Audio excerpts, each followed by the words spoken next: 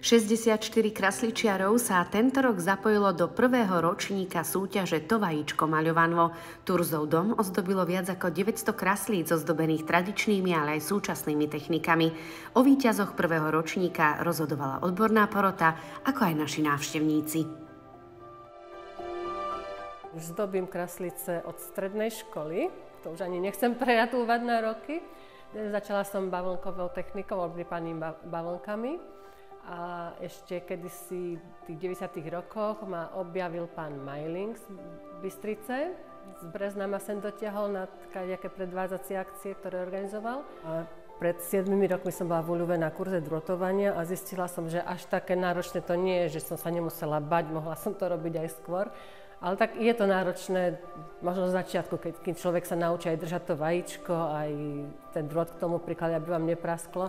Ale tá technika, myslím si, že je rovnako ťažká ako všetky ostatné. Pre každého je niečo ťažšie. Ja napríklad neviem kresliť, takže som to musela nejako zmeniť techniku, využiť takú, ktorú teda zvládam a skôr ten drôt stvárnim nejako, ako by som si to mala nakresliť. Takže tam je asi ten môj taký zádrhel, že prečo robím drôtované.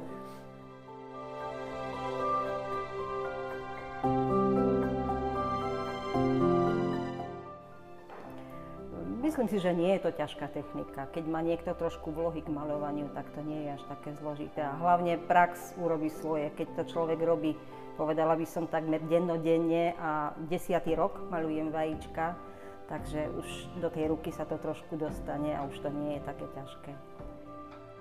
Učili ma to ženy z Pajevice, ktoré prišli vtedy ku nám predvázať kraslice a oni vtedy začínali tie madérové kraslice, ma to zaujalo a bol som zvedavý, či to viem aj ja, či to dokážem.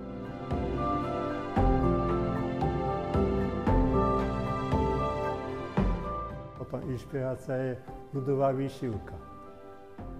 Dá sa nejaký detail, keď ho opakujete, máte hneď motív, ktorý sa dá použiť. Keď si prešli aj návštevníci a ja sama tie krásne kraslice, tak môžeme byť asi, myslím, že spokojní.